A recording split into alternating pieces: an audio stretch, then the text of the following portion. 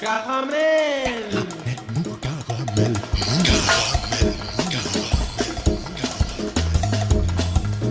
Caramel.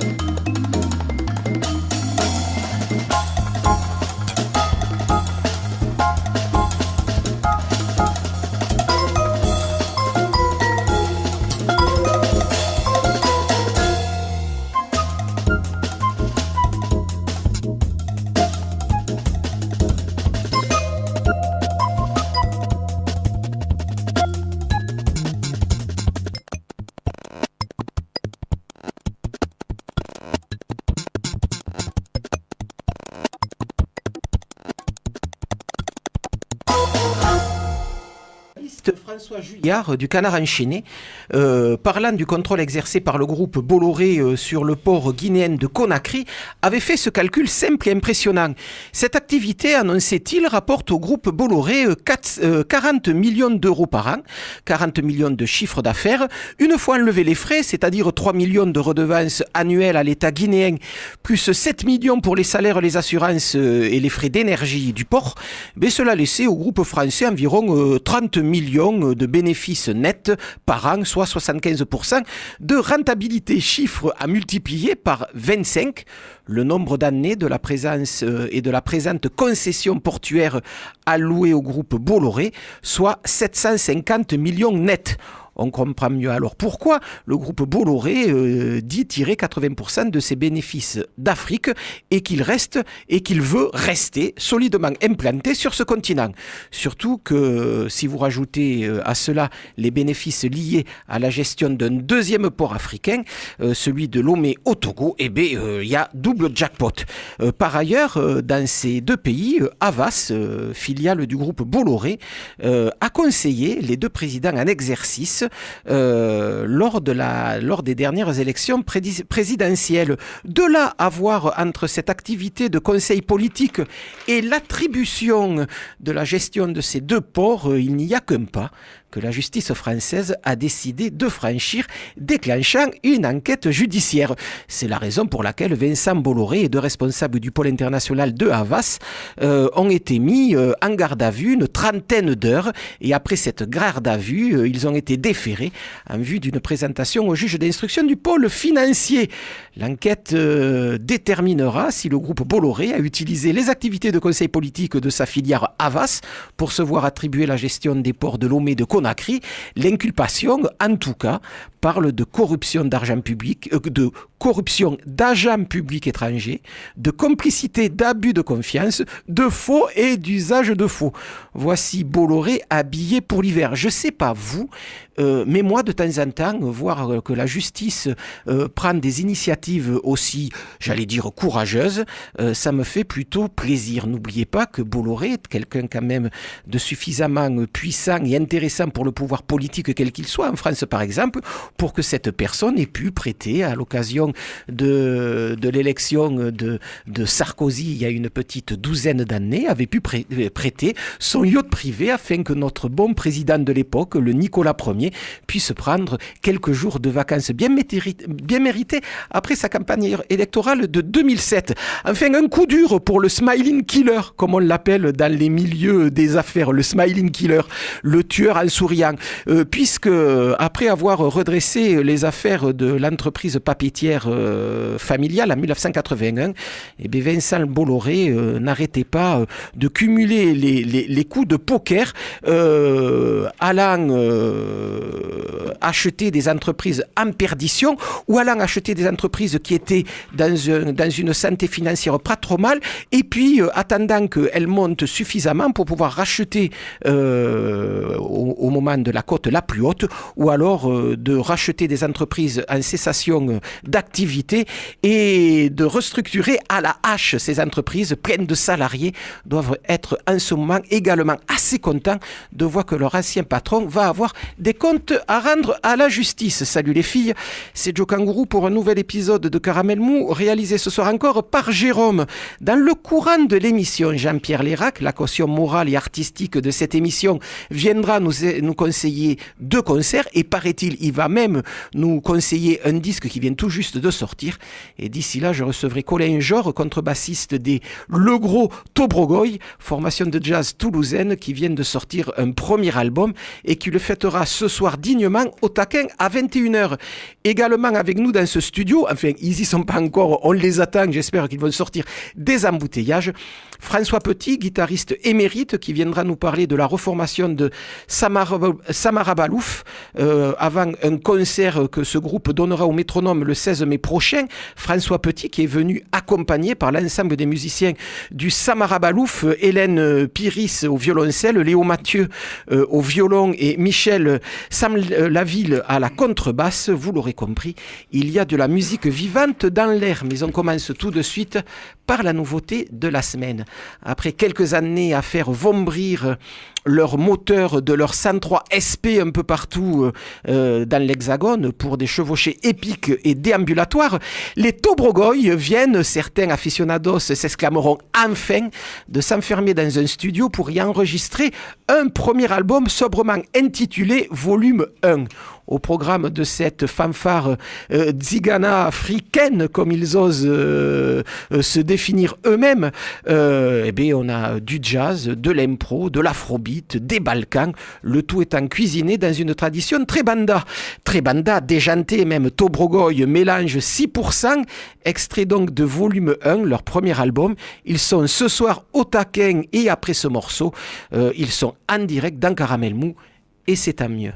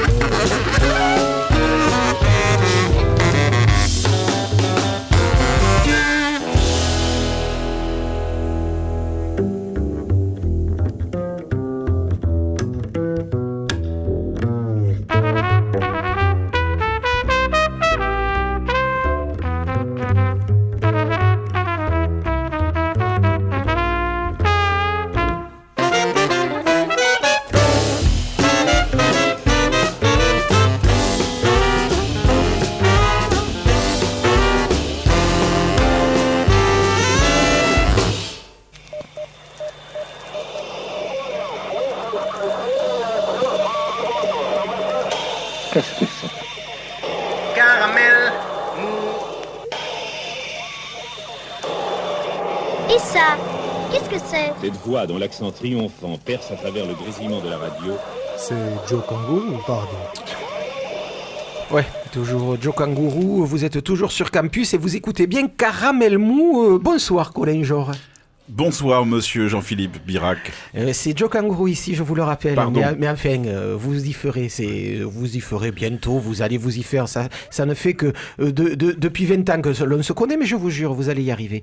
On va revenir sur un petit épisode littéraire, si vous voulez bien. Sherlock Holmes, si vous vous souvenez, avait l'habitude de se piquer les veines avec une solution à 9%. Solution de morphine, faut-il le rappeler. Qu'est-ce que c'est, vous, cette solution à 6%? Peut-être que mon équipe et moi-même avons fait usage de drogue. Ouais. Peut-être dans notre prime jeunesse.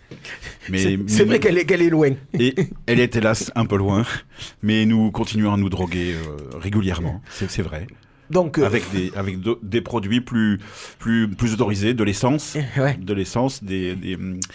des néocotinoïdes, les trucs qui sont enrobés sur les trucs qu'on bouffe tous les jours. Oui. Voilà, de l'alcool. Ouais. Régulièrement. Ah. Et un peu d'huile pour le moteur. Un peu d'huile, et beaucoup d'entre nous ont arrêté de fumer pour espérer vivre plus longtemps et s'amuser un peu plus longtemps. Donc voilà, on est là pour parler des Tobrogoy. Je viens d'apprendre hier qu'il fallait maintenant dire le gros Tobrogoy. Pourquoi déjà? Alors, dans votre préambule, vous nous avez présenté comme un groupe qui faisait son premier album après une épopée en mobilette. Ouais. Mais c'est plus compliqué que ça, et c'est inexact, car nous avons fait un premier album. Car on a toujours fait une version parallèle au spectacle de rue à mobilette qu'on fait tourner depuis l'an 2000. Donc c'est 19e saison, mais bon, on en fait encore, mais par pur plaisir, il faut le dire. Mais on a fait toujours une version parallèle de ce répertoire avec une équipe pour faire de la scène. Et on a fait un premier album en 2003 avec déjà le fameux Fabien Duscombes qui était à la batterie. Uh-huh. Et qui était le début d'une longue amitié. Et donc ce deuxième album s'est fait après moult aventures personnelles et diverses. Et comme on a reformé ce groupe pour refaire de la scène, on a fait un deuxième album. Et donc avec une équipe renouvelée par rapport à celle d'origine, mais avec quand même des vieux. Bon, et ça, on va en reparler dans un deuxième temps. On va peut-être commencer par essayer de comprendre... Ah, pourquoi le gros? Voilà. Pourquoi le gros? Parce qu'il est plus gros qu'avant. D'accord, voilà. Ok. Donc, c'est presque logique. Voilà. Orthographiquement parlant, c'est pas tout à fait comme ça qu'on dit le gros, mais enfin, plus gros qu'avant. Maintenant, phonétiquement, voilà. Je comprends. Il est plus gros. Voilà, il est plus gros. C'est tout simple. Et pourquoi volume 1? Parce qu'il y aura un volume 2. C'est un peu pour tenter le diable, pour qu'il y en ait d'autres, parce qu'effectivement on a d'autres morceaux dans la musette, et on va essayer de faire des sorties plutôt régulières. Bon, Tobrogoy, c'est né de quoi? C'est 4 personnages toujours casqués. On les dirait sortis d'un album de Margerin.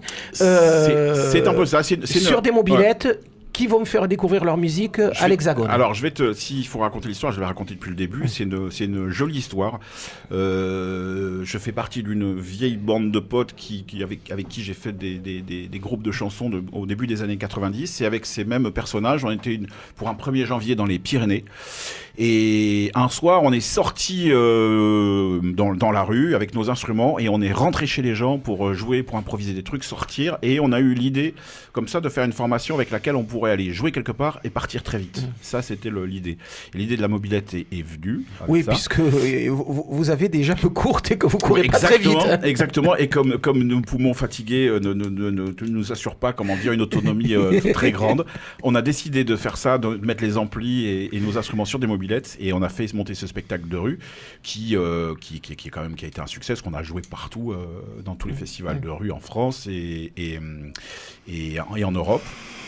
Oui, parce que c'est une vieille, vraiment, c'est une vieille formation. Voilà la genèse, en tout cas. C'est un groupe de rue. Parce que voilà, Tobrogoy, au début, c'est de la musique, mais aussi de la déambulation, c'est aussi du cirque. Il faut vous voir chevaucher vos mobylettes. Il y en a qui font des acrobaties à chevaux. Vous le faites sur vos mobylettes. Sur le mode parodique. Ah ben évidemment. Mais en même temps, vous prenez des risques. Mais tout à fait, j'en ai pris beaucoup. On a déjà tué plusieurs chiens. Plusieurs de nos comparses sont morts dans l'exercice de ce spectacle éminemment dangereux. Et pourquoi arriver à imaginer un spectacle après sur scène parce qu'on est musicien, donc tous ces morceaux méritaient d'être joués sur scène. Et puis il y a aussi toute une facette de musique qui fait partie de ce groupe, qui n'est pas jouable à 4, parce qu'il n'y a pas de batterie. Avec les mobylettes, il n'y a pas de batterie. Voilà, là, il y a simplement les deux cuivres, la contrebasse et la guitare.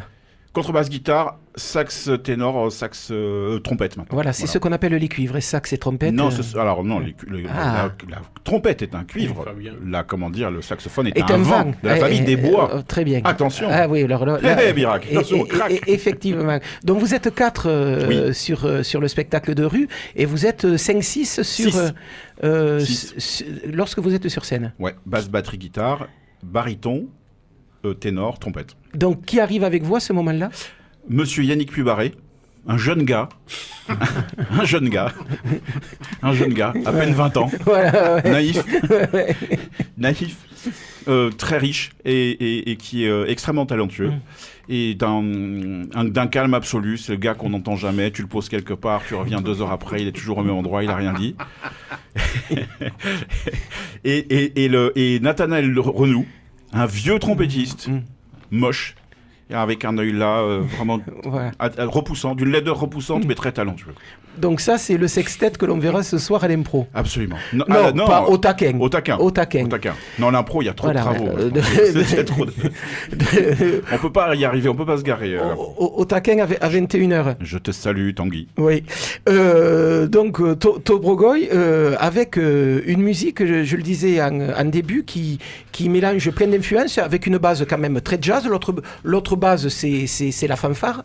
Mais à partir de là, on retrouve des éléments que l'on retrouve plutôt dans le free jazz, beaucoup d'impro, et avec des influences aussi africaines, notamment sur de l'afrobeat. Ouais, alors franchement, les Tobrogoy, on se pose aucune question esthétique. Je pense que des fois, vous devriez. Mais enfin, j'ai rien dit. Non, justement, c'est un groupe assez, récréatif. On se fait plaisir. C'est plein de gens qui viennent de partout. Mais on essaye de faire ça avec bon goût, quand même. Mais c'est vraiment, le but, moi, j'ai pas honte de dire que c'est festif. Voilà. Mais sans prendre les gens pour des cons, et effectivement, en nourrissant tout ça de beaucoup d'improvisation. Enfin, c'est des thèmes, des improvisations. Voilà. Ça, c'est jazz, mais sinon, les formes, tout ce qu'on utilise, pas du tout. Il y a un côté, voilà, et effectivement, il y a ces influences balkaniques, afrobeat, mais pourquoi pas ? Ben oui, pourquoi pas. On écoutera tout à l'heure, en fin d'interview, un morceau qui est justement mixe pas mal d'influences afrobeat. Là, pour le coup, les compositions, elles se travaillent comment ? C'est chacun qui arrive avec des idées de thèmes Je reprends mes notes. Oui, alors là, c'est vraiment très hétéroclite. Il y a du genre, il y a du Dadur. Alors Dadur, c'est un gars qui a fondé les Tobrogoy, mais il avait fait des morceaux qu'on n'avait jamais enregistrés, on voulait les enregistrer. Il y a du Manuel, le guitariste des Tobrogoy, et les arrangements sont tout à fait collectifs, au terme d'engueulade homérique. Voilà, donc, et c'est un groupe qui vous prend beaucoup de temps dans vos activités propres, parce que vous, on vous voit dans pas mal d'autres formations, Nilo en particulier, mais il y en a d'autres. Non, c'est à part égal. On va en essayer de tourner un peu plus, mais la diffusion, c'est un peu compliqué en ce moment. Mais on va s'y employer à faire tourner tout ça. Mais sinon, c'est pas un projet central, mais c'est un projet qui nous est cher parce que c'est une vieille histoire. C'est une vieille histoire et c'est un moyen de retrouver des copains, on l'aura compris. Donc, deuxième album, enregistré où ? Alors, on a enregistré ça en Espagne, dans un petit studio en Espagne, et on a mixé ça chez Triboulet à la Trappe. J'ai un gars, Un Toulousain. un jeune gars, oui, Ouais, très propre, voilà. un peu de droite, mais bon. Ouais. Mais bon, c'est la jeunesse. C'est la jeunesse qui m'a. Ouais. Il a le temps de comprendre Voilà. la vie. Triboulet, si Ouais. tu nous écoutes. Ouais. Enfin voilà, mais ça s'est bien passé. Voilà. Bon, très bien. Salut Triboulet. Voilà, ce soir, on voit quoi? Donc, on vous voit tous les 6 avec les morceaux de l'album. Oui, bien Il y a- sûr. il y a des copains qui viennent jouer en plus ou Non. les non, mobilettes, vous les laissez dans la rue? Non, ça suffit tout ça. Ouais. Non, on vient jouer nos morceaux. Il y aura quelques morceaux en plus. On va faire un concert. Normal. Un concert normal, mais on va y mettre tout notre cœur, tous les organes, le Voilà. foie, le machin. Très bien. Ouais. Et donc, vous serez pour une fois non coiffé de vos casques légendaires. Non, nous serons coiffés de chapeaux, ou même pour certains, ceux qui en ont encore, Tête nue. de cheveux. De cheveux. Formidable. Voilà, donc Tobrogoy, c'est Il y en ce a qui soir. n'en restent pas beaucoup. Oui, Jean-Pierre Lérac. Non, rien du tout. Ah bon. C'est une allusion sur les cheveux. Ah ouais, Qui en ouais. ont moins, Mais c'est ouais. vrai, il y en a même qui n'en ont plus du tout. Tobrogoy, le gros. Le gros Tobrogoy. Tobrogoy. C'est ce soir au Taquin à 21h. Soyez à peu près à l'heure parce que d'habitude le Taquin commence Il y a une 11. équipe de dirigeantes extrêmement rigoureuse. Voilà, Ouais. et donc ça commencera à 21h avec une ambiance qui devrait très rapidement chauffer. Voilà, c'est 6 € pour les pauvres, les intermittents, les éclopés, les machins, gna, gna, gna, et pour ceux qui ont un peu plus de fric, c'est 8 €. Très bien. Voilà. Et c'est gratuit pour les souscripteurs. Ça, c'est important parce qu'on a fait une partie du financement est participatif. Et donc, évidemment, ceux qui ont participé rentrent gratuitement Voilà. dans ce concert. Faut simplement sous qu'il- présentation de tests Et les génétiques. Voilà. programmateurs aussi. Faut simplement qu'il l'annonce. Ça suffit, vous, hein. Voilà, donc Ça suffit, les programmateurs qui payent plus. Tobrogoy tout de suite dans Caramel Mou et donc ce soir à 21h au Taquin. Alors, je cite quand même tout le personnel. Oh ben oui. Alors, à la batterie, Fabien Duscombes. Ah ben oui. À la guitare, son vieux copain Jean-François Manuel. Au saxophone ténor Yvan Picot, qui joue avec moi aussi dans Niloc. Yannick Pubaré au sax baryton. Et Nathanaël Renou à la trompette, au bugle et à l'euphonium. Et moi-même, je joue de la contrebasse. Je Ouais. m'appelle Colin Jor. Et j'aurai d'autres nouvelles à vous annoncer avec Niloc et Daniel Zimmerman, quand on va enregistrer en septembre prochain. Ah ben voilà, donc la nouvelle Voilà. est annoncée. Voilà, les dates sont posées. Bon. On n'a pas de fric, mais c'est pas grave, on va le faire quand même. Là aussi, vous demanderez Encore un chantier. du Encore un participatif. chantier. Ah non, on va se débrouiller autrement. Je pense que je vais vendre beaucoup de drogue. Très, très bien. En attendant, ce soir, Tobrogoy et Totaquin à 21h. Merci, Au Colin taquin Jor. et au taquet. Merci Jean-Philippe Bérac. Merci Jean-Pierre Lérac. T'as rien fait, monsieur. Voilà, et on écoute tout de Et merci, suite. merci Jérôme. Merci Radio Campus. Merci Toulouse. Formidable. Merci la France. Ce que je veux dire aux Français. Oui, allez, vous avez 2 secondes. Tobrogoy, Mamfala Malik, extrait donc de ce deuxième album, volume 1. Voilà, c'est ça.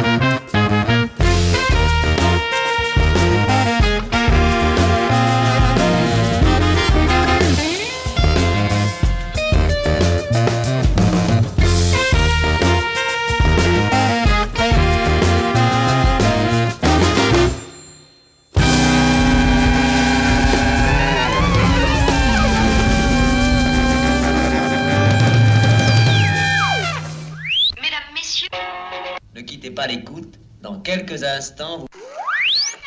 Caramel François Petit, bonsoir. Bonsoir. Donc, contrairement à ce que j'ai annoncé par erreur en début d'émission, vous n'êtes pas venu avec l'ensemble des musiciens qui composent le Samara Balouf, mais vous êtes bien revenu tout seul, mais de temps en temps, je me laisse emporter par ma fougue et je n'avais pas complètement compris les consignes. Mais en fait, c'est peut-être de ma faute aussi, parce que comment dire, hier soir, on était à Villeurbanne, on jouait à Villeurbanne, et en fait, il y en a un qui habite à Reims, l'autre qui habite à Lyon, et la violoncelliste qui habite près de Marmande. Et c'est vrai que... c'est compliqué de bouger tout le monde. Compliqué, quoi. Surtout avec ces grèves de la SNCF. N'empêche, on va passer les 20 minutes qui suivent à parler de la reformation d'un groupe, le Samara Balouf, dont vous aviez arrêté les activités aux alentours de 2009-2010, après 10 ans d'une première activité qui vous avait amené un peu partout dans l'Hexagone, mais aussi en Europe et également de l'autre côté de l'Atlantique, Amérique du Nord et Amérique du Sud, avec un long passage au Mexique, si je me souviens bien. Ouais, puis mais surtout les USA, parce qu'en fait, on avait un tourneur à l'époque à New York. Et en fait, ouais, on y allait quasiment 3 fois par an. Pendant 5 ans, on y allait 3 fois par an, là-bas. Les New-Yorkais restent très attachés à un style que l'on appelle swing manouche, puisque c'était à peu près la tonalité qui vous occupait dans la première partie de Samara Balouf. Oui, mais c'est même pas que les New-Yorkais, en fait, parce qu'en fait, il nous a fait tourner, il nous a fait faire quasiment 3 fois le tour des USA. Quoi. On a même joué en Alaska, là-bas. Ah ouais. Ça réchauffe l'ambiance. Ouais. C'est génial. Mais en fait, le public américain, c'était un super public. Et qu'est-ce qui vous a fait reprendre Samara Balouf il y a déjà 2-3 ans, puisque la reformation date de 2014-2015, même si la sortie de l'album, c'est maintenant. Ouais, c'est aujourd'hui. Eh bien oui, c'est aujourd'hui. C'est aujourd'hui.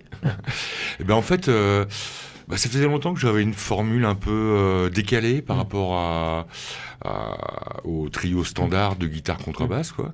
Et j'ai rencontré Léo, le violoniste, à une première partie de Samara Balouf, qui habite à Reims, donc. Et il m'a fait craquer, cet homme-là. Et puis... et je me suis dit, le violoncelle, ça peut faire aussi une bonne rythmique, ça peut remplacer la pompe manouche. Et voilà, donc je suis parti plus sur un espèce de trio à cordes frottés pour ce nouveau répertoire. Voilà. Mais tout en restant exactement dans le même esprit. Donc, peut-être expliquer un terme technique, la pompe dans le swing manouche, c'est la deuxième guitare. Voilà, en fait, oui. En fait, c'est la rythmique. En fait, grosso modo, dans la pompe manouche, on peut résumer ça à pompe tchac, pompe tchac, pompe tchac. Et donc, le pompe, c'est la contrebasse qu'il fait, et le tchac, c'est la rythmique. C'est la guitare rythmique. Ouais, et donc, cette fameuse rythmique-là s'appelle la pompe. Voilà, et donc la pompe, dans la formation, la nouvelle formation du Samara Balouf, c'est le violoncelle et la contrebasse. Non, la contrebasse, elle fait donc le premier temps, et les contretemps, la pompe, c'est le violoncelle et le violon, et on alterne un peu entre nous trois, quoi, voilà. Parce que c'est vrai que cette nouvelle formation du Samara Balouf, elle part autour de cette évolution dans l'instrumentation. On est passé de 2 guitares et une contrebasse à une contrebasse, un violoncelle, un violon et une guitare. Voilà, c'est ça. C'est quoi cette idée-là? C'est enrichir la palette sonore, ou c'est simplement le fait que vous ayez trouvé 3 musiciens avec lesquels vous avez eu envie de travailler? Ah, mais en fait, ça m'a carrément ouvert un champ d'inspiration, d'arrangement aussi, surtout d'arrangement. Parce qu'en fait... Il y a une façon différente d'écrire pour ce quartet-là? Carrément, ouais. Carrément, parce qu'en fait... non seulement ils peuvent faire le côté rythmique tranchant, je le fais là. Ah ben oui. Ils peuvent faire le côté rythmique, mais en plus ils peuvent alterner par des petites phrases du style, ils font tac tac tac tac. Donc on peut enrichir par plein de façons différentes la rythmique, tout en gardant l'énergie. Et au niveau des arrangements, là aussi c'est des choses qui vous ont ouvert un panorama nettement plus large? Ah oui, carrément. Ouais. Mais en fait de la façon, au début je marchais un petit peu sur des chez eux. Et donc de la façon qu'on a travaillé, en fait, les 3-4 premières fois où on s'est vu, je leur ai demandé d'apprendre simplement les grilles et de faire simplement la vraie rythmique. Et au fur et à mesure, les arrangements, ils sont venus d'une façon naturelle, quoi. Samara Balouf, donc je le disais, a eu deux époques. Il y a eu l'époque, les 10 premières années entre 2000 et 2010, on va le faire vite, mais c'est à peu près ça, où vous étiez sur le trio. Depuis 2015, il y a cette deuxième formule qui commence à vivre et qui va sans doute avoir une activité nettement plus importante maintenant que le premier album sort. Si on revient un peu à la première période, ça a été l'histoire du Samara Balouf a été aussi jalonné de plein de collaborations. Il y a eu celle que vous avez faite avec Jaoui pour 1 ou 2 morceaux sur son album Kanta, mais vous avez aussi à Toulouse travaillé beaucoup avec Ange B. À Lille, je le rappelle, vous êtes plutôt de la Somme, mais à Lille, vous avez travaillé avec Loïc Lantoine, vous avez travaillé avec une formation dont j'ai oublié le nom, mais une formation folklorique traditionnelle mexicaine. Voilà.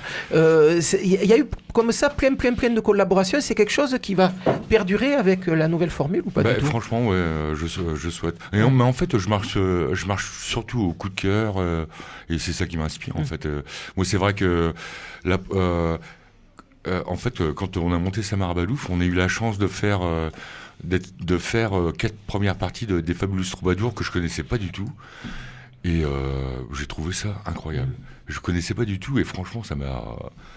Et maintenant j'habite à Toulouse depuis 15 ans et donc j'ai rencontré Ange B et forcément évidemment j'ai eu envie de l'intégrer à Samara Balouf, au moins pour le projet Bababa. Ouais. Et après pareil, moi j'avais craqué sur Nosfell, donc quand on s'est rencontrés, je lui ai proposé un morceau.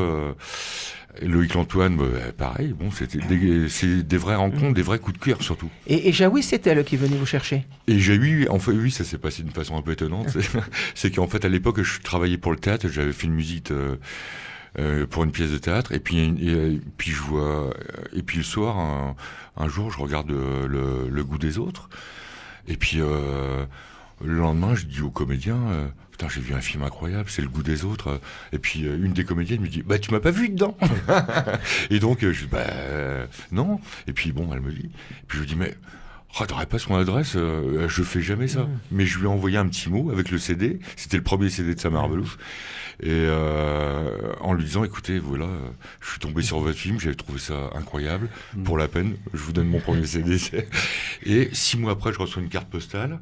Je lis avec en plus elle a une écriture très un peu un peu années 1900 quoi. Une très belle écriture, très jolie écriture. Avec les plaies et les déliés. Oui voilà, mais c'est ça ouais.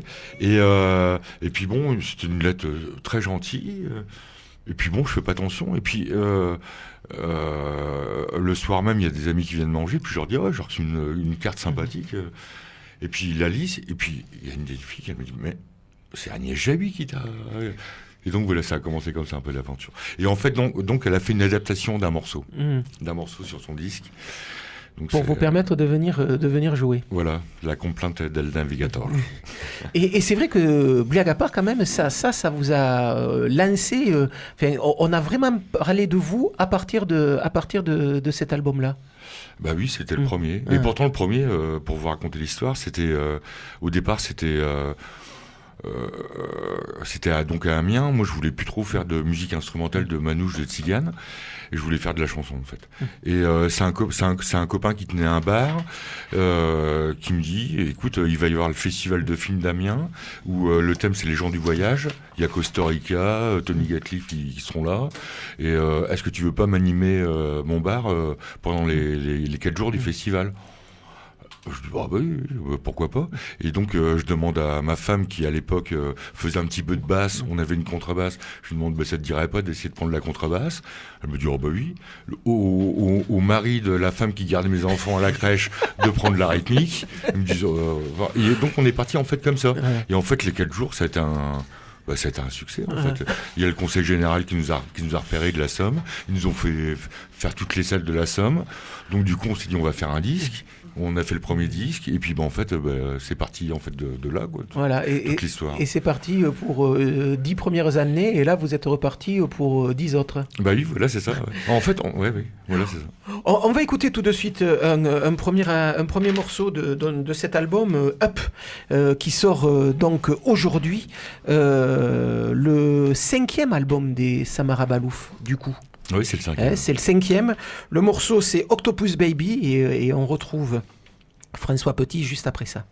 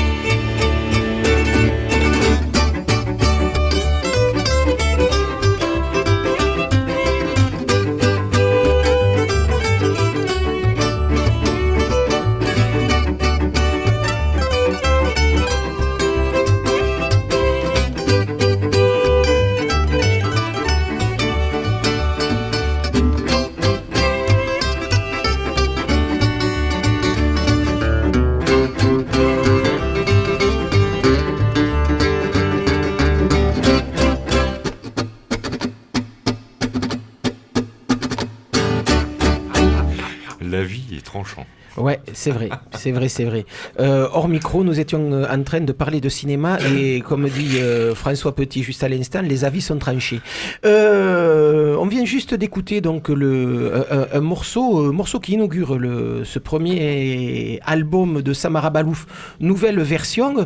Avec cette nouvelle instrumentation, c'était une façon aussi pour vous de dire que vous alliez un peu faire évoluer le répertoire ? Oui, bien sûr. Ouais. Et puis surtout, pas de rester dans les formats figés, classiques, traditionnels. Essayer de m'inspirer, moi. Et puis de faire bouger un peu les choses tranquillement, quoi, à ma façon. Parce que si le premier était quand même très swing manouche, la deuxième version est nettement plus ouverte sur les musiques du monde. On y retrouve des influences qui vont autant des Balkans que justement au Mexique. Il y a un morceau qui fait assez mexicain dans l'esprit. Et c'est vrai que ça balaye un champ esthétique assez nettement plus large. Et en fait, ce qui s'est passé, c'est qu'en fait, on a été étiqueté au départ musique manouche et tzigane. Et en fait, très vite, à partir du deuxième album, même le premier, il y a quand même sur les 11-12 morceaux, il y a quand même des morceaux qui sortent un peu du répertoire. Mais en fait, le premier album, c'était un peu l'héritage de mon travail de 6 ans avec Arnaud Van Lancker, qui est un accordéoniste gitan du Nord, de la compagnie Lutherlène. En fait, j'ai très vite bifurqué. Ben oui, en fait, moi, je suis pas manouche, je suis pas tzigane, je suis un autodidacte et j'ai appris la musique grâce à des magazines. À l'époque, c'était Guitar Magazine. Donc, je me suis intéressé à la musique en passant par le blues, le jazz, le rock, tous ces machins-là. Et après, les voyages, les rencontres et tout ça font que voilà. Mais en fait, on est obligé d'être étiqueté. Bon, voilà, étiquetez-nous comme vous voulez. Moi, je fais ce que je veux. Et c'est vrai que ça fait un petit moment que ça dure. Autodidacte qui avait appris la guitare en regardant les magazines, me dites pas que vous avez usé vos doigts sur la méthode Haddadi. Ah si, évidemment.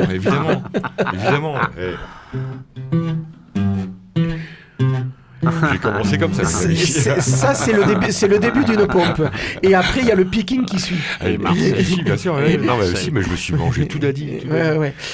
J'adorais. Combien d'adolescents en ont encore des souvenirs émus en regardant le bout de leurs doigts? Parce qu'effectivement, c'était une méthode assez terrible pour s'escanter le bout des doigts. Oui, mais en même temps, c'était un instrument pédagogique incroyable, quoi. Et d'un coup, là, pour le coup, ça ouvrait des horizons. Des horizons. Bah oui, parce qu'en fait, Daddy, de toute façon, lui, il était hyper ouvert comme compositeur. On partait du bluegrass au rock, en passant par un peu de jazz. C'est vrai que sa méthode regroupait un peu plein de choses. Ce nouvel album des Samara Balouf, il s'est enregistré dans quelles conditions? Parce que c'est quand même un album dont vous nous aviez parlé l'année dernière, lorsque vous étiez venu avec Serge Lopez nous présenter le duo que vous formez régulièrement, tous les deux. D'ailleurs, vous étiez il y a une quinzaine de jours au Bijou. Avec ce duo. Et donc c'était il y a un an, vous nous parliez déjà de cet album en disant qu'il avait déjà été enregistré, donc là on avait appris que Samara Balouf avait encore une existence. Comment ça se fait qu'il soit sorti quasiment 2 ans après avoir été enregistré? Bon, vous voulez que je vous raconte l'histoire? Un tout petit peu, ouais. C'est parce qu'en fait au départ le Quatuor on l'a formé avec une violoncelliste lyonnaise qui s'appelle Hélène Piris, qui fait de la chanson française aussi, et qui était au même moment en train de sortir son album. Et en fait il s'est avéré qu'elle a eu une actualité débordante, ce qui fait qu'en fait, à chaque fois qu'on nous proposait des très beaux concerts, mais en fait, elle était quand même souvent prise. Et en fait, il s'est avéré qu'au moment où le disque aurait dû sortir, on n'avait pas une actualité vraiment énorme. Donc, on s'est dit, on a préféré se dire hélènepiris.com, allez écouter. Fais ton truc et puis voilà, nous et donc maintenant on a rencontré une délicieuse violoncelliste aussi qui est galloise, qui s'appelle Philippa Scarmel. Et elle est folle, c'est super. Et donc maintenant, vous pouvez avoir une activité sur scène plus importante, d'où l'intérêt de sortir un disque à ce moment-là. Voilà, c'est ça en fait. Le distributeur, il voulait quand même qu'on ait un certain nombre de concerts avant de faire l'abattage. Et de mettre l'artillerie lourde sur cet album. Voilà, album d'or qui sort aujourd'hui et que vous fêterez sur la scène du Métronome le 18 mai prochain. Le 16 mai prochain. Oui, en fait, c'est vrai que du coup, moi Maintenant, moi j'habite à Toulouse, enfin j'habite pas à Toulouse même, mais Toulouse pour moi c'est ma nouvelle ville d'adoption depuis 15 ans, et je voulais vraiment fêter cette sortie-là avant Paris, le faire à Toulouse. Et j'ai rencontré les gens du Métronome, et je me suis dit mais c'est là qu'il faut qu'on fasse notre premier concert de sortie, c'est là qu'il faut qu'on le fasse. Et 4 jours après, on le fait à Paris, au studio de l'Ermitage. Ah ouais, voilà. Jolie salle aussi. Oui, il y a une super belle salle aussi. À Toulouse, on va vous y voir tous les 4, mais par exemple, Ange B va vous rejoindre sur scène. Non, alors il n'y aura pas Ange B sur ce coup-là, mais par contre, il va y avoir mes copains, il y aura Serge Lopez, il y aura Little Balouf, et il y aura aussi une petite surprise à l'accueil qui va être, c'est même une bonne surprise à l'accueil qui va être bien rigolote. Bon, mais très bien, on viendra voir ça. Le 16 mai, ça se passera au Métronome. Et donc, ça sera le retour à Toulouse du Samara Balouf, deuxième version, donc en quartet. Guitare, c'est toujours François Petit qui la tient. Et puis, avec un nouveau contrebassiste, une nouvelle violoncelliste et un nouveau violoniste. Donc, ça, vous pouvez le découvrir dès maintenant sur leur nouvel album, Up, qui sort aujourd'hui. Et puis, maintenant, on va demander à François, vous avez amené votre guitare. Ouais. Donc, peut-être de terminer cette interview avec un morceau donc tiré de cet album. Oui, mais alors en fait, donc nous sommes 4, mais bon, là je suis tout seul. Eh ben ouais. On vous a expliqué pourquoi. Et donc c'est pas évident parce que normalement il y a, et en fait dans les 16 titres de l'album il y a une chanson. Donc si vous permettez, je vais vous faire la chanson. Eh ben très bien. On écoute ça tout de suite. François Petit.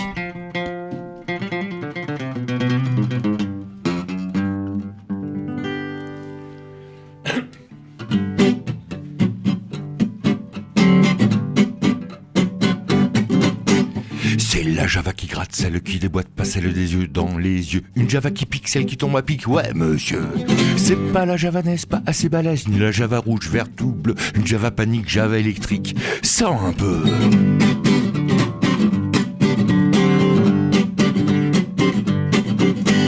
Java la gourmande, Java cordemande, et pas que dans les petits creux. Java magnétique, une Java cosmique jusqu'au 7e cieux. Pas une Java molle, Java qui décolle, une allumette et je prends feu. Java érotique, Java volcanique, et ouais je prends feu. Et je prends feu. Feu. Et je prends feu. C'est la Java qui gratte, celle qui déboîte, pas celle des yeux dans les yeux. Une Java qui pique, celle qui tombe à pic. Ouais monsieur, feu. Et je prends feu. C'est pas la javanaise, pas assez balèze, ni la Java rouge, vert tout bleu. Une Java panique, Java électrique. Ouais monsieur, feu.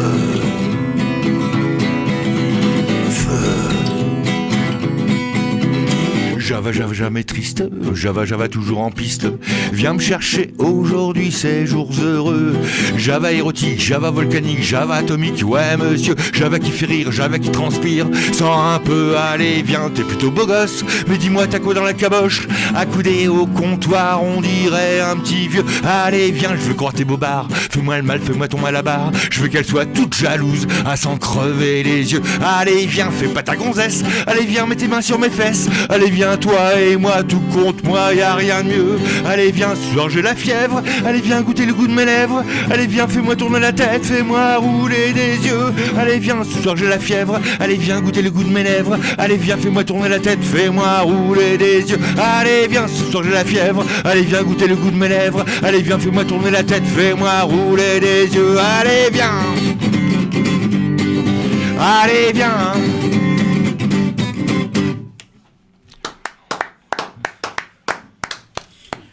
François Petit du Samara Balouf qui vient de réaliser un de ses vœux les plus chers passés à la chanson et c'était très agréable. Merci bien. Voilà, donc on vous retrouve avec vos acolytes donc du Samara Balouf le 16 mai, ça se passe au Métronome. Si je me souviens bien, le concert est annoncé pour 21h et ça sera... non, je crois que c'est... 20h même oui, il me semble que c'est 20h. Ça, parce qu'en fait, ça va être, le programme il est assez chargé et pour permettre... à ceux qui veulent venir en métro de pouvoir repartir. Donc il faut que ça se termine à 23h. D'accord, voilà. Donc Samara Balouf, 20h au métronome le 16 mai pour fêter la sortie d'un album qui officiellement sort aujourd'hui. Up est chez tous les bons droguistes et même les mauvais. Merci beaucoup d'être venu nous en parler ce soir. Alors, est-ce que je peux dire un dernier mot ? Oh ben allez-y. Parce que c'est une information qu'on vient d'apprendre il y a une quinzaine de jours. On va avoir la chance de faire la première partie de Santana à Lyon. Voilà, le 3 juillet. Ah ben oui, et le lendemain, et 2 jours plus tard, il sera à Post Guitare à Albi. Faire la première partie de Santana, c'est quelque chose. Comme je suis pas peu fier, je m'en vante. Ah ben ouais, et vous pouvez. Merci beaucoup François Petit. Caramel